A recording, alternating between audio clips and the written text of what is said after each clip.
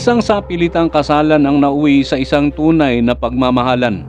Ito ang nangyari kay Jordan na naging alipin ng ilang panahon sa isang lalaking hindi niya gusto. At dahil sa kanyang kapangyarihan nito sa lipunan, nagagawa nitong pasunurin ang mga tao sa kanyang paligid. Kasama na dito si Jordan. Siya ay sapilitang ibinenta ng kanyang mga magulang dahil sa kahirapan.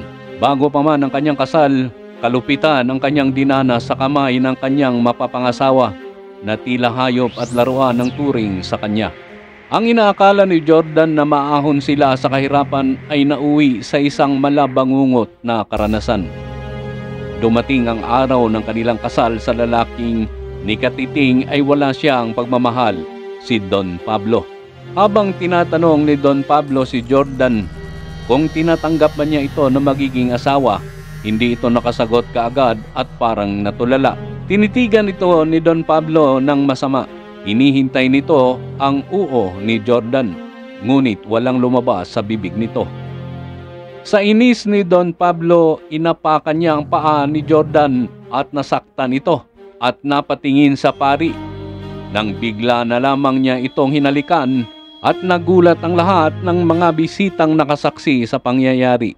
Hindi rin makapaniwala ang pari na napapikit na lamang habang dama ang halik ni Jordan. Lalong nagalit si Don Pablo sa nasaksihan. Sasaktan na sana niya ito nang harangin ng pari upang huwag umabot ang mga kamay kay Jordan. Naitulak ng pari sa sahig si Don Pablo at natumba. Nataranta ang pari sa hindi inaasahang pangyayari na ngayon lamang niya naranasan. Hinila ng pari ang kamay ni Jordan at hinatak ito palabas ng pinagdausan ng kasal. Bumangon si Don Pablo at hinabol sila habang nagmumura sa galit. Habang tumatakbo palabas ang dalawa, may naisip na paraan ng pari upang huwag silang maabutan ni Don Pablo. Tinanggal ng pari ang sapatos ni Jordan at pinunit ang kapirasong damit at binuksan ang bintana. Habang parating ang humahabol na si Don Pablo, naabutan na lamang niyang bukas ang bintana at naiwan ang sapatos ni Jordan at kapirasong punit na damit pangkasal. Inakala nito nakalabas na ang dalawa gamit ang bintana, kaya galit na galit itong bumalik na lamang. Nagtatago lang pala sa kabilang dako ang dalawa at hinintay na makaalis si Don Pablo. Dito nagkaroon ng pagkakataon na tanungin ng pari si Jordan kung bakit niya ito hinalikan. Umiiyak lamang si Jordan at hindi nakasagot. Habang pinupunasan ng pari ang luha ni Jordan, lumantad ang pasa sa kanyang pisngi na ikinagulat ng pari. Kahit saan ako magtatago, mahahanap pa rin niya ako. Ito ang lumabas na nanginginig na boses ni Jordan. May isang lugar na maaring di kanya makikita, sagot ng pari.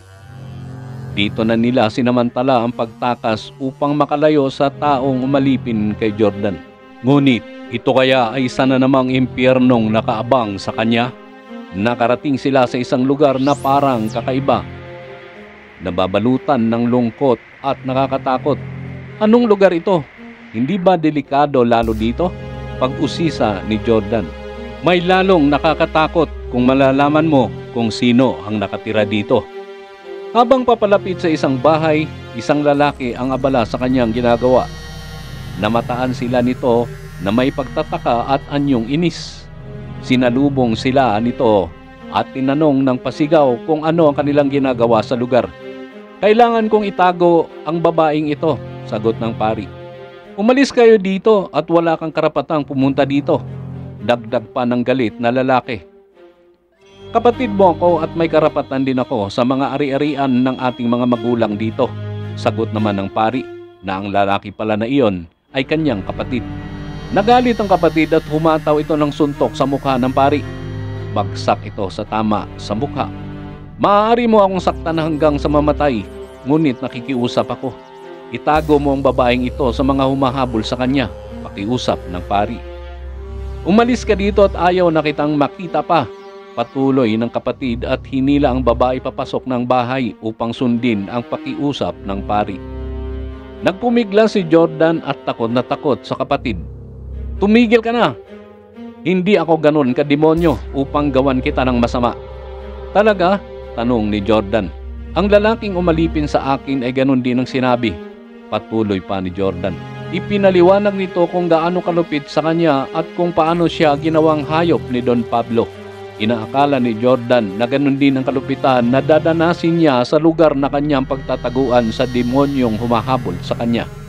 Yan ba ang tingin mo? Halika at ipapakita ko sa iyo kung ano ang kahulugan ng kalupitan na inaakala mo. Sabay hila kay Jordan at iniabot ang isang pala. Galit itong inutusan si Jordan maghukay. Nagulat si Jordan at hindi maintindihan ang pinaggagawa sa kanya. Wala itong magawa dahil sa takot at marahang sumunod sa iniutos sa kanya. At dahil may katigasan ng lupa, halos hindi maibaon ni Jordan ang pala at sumigaw ito at tumigil. Hindi niya kaya. Alam kong hindi mo kaya dahil ang lupa ay talagang matigas na parang bato. Maaring masugatan lamang ang iyong mga kamay kung ito'y iyong ipagpatuloy. Pero alam mo bang sa edad na 16 ay ito na ang ginagawa kong mag-isa hanggang ngayon? Ayusin ang lupaing ito at alagaan ang paligid at ang aming bahay. Dito na rin nakalibing ang aking mga magulang. Ni minsan, hindi tumulong ang aking kaisa-isang kapatid na pari. Himutok ni Max ang pangalan ng kapatid ng pari. Nang marinig ito ni Jordan, humingi ito ng tawad kay Max. Lumapit si Jordan at niyakap si Max at nabigla ito sa ginawa ng babae. Wala nang magawa si Max kundi damhin ang kakaibang pagdamay na ibinigay ni Jordan sa kanya. Dito na nagkaroon ng konting liwanag ang isipan ni Jordan.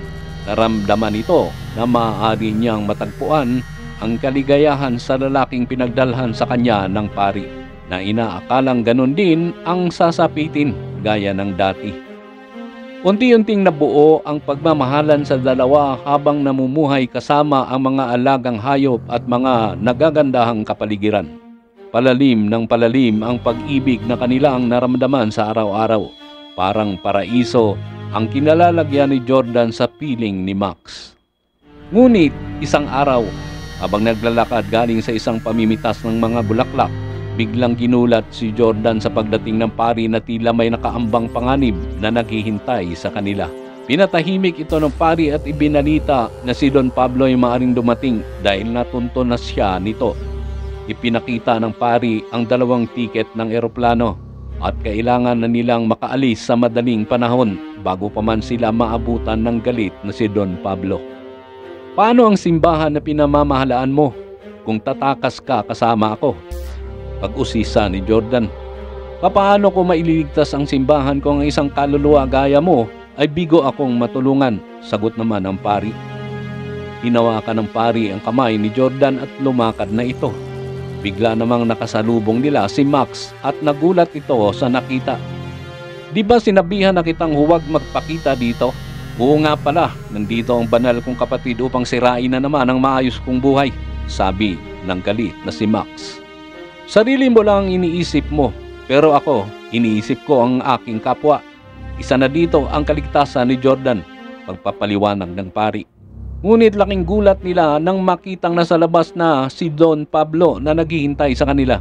Nakangiti itong parang demonyo naghihintay ng malalapa. Inaakala ni Don Pablo na dahil ipinagkanulo ni Max si Jordan at sinabi nito ang kanilang kinaroroonan, nakangiti itong sumalubong kay Max.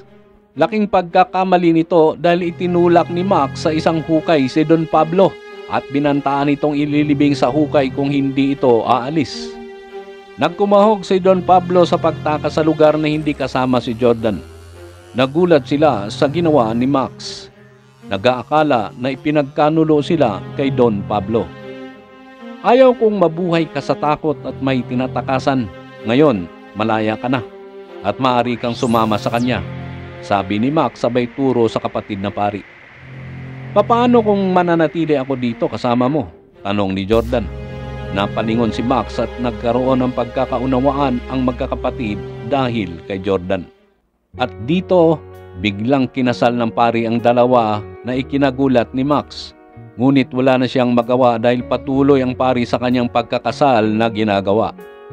Dito na idiniklara ng pari ang pag-iisang dibdib ni Max at Jordan.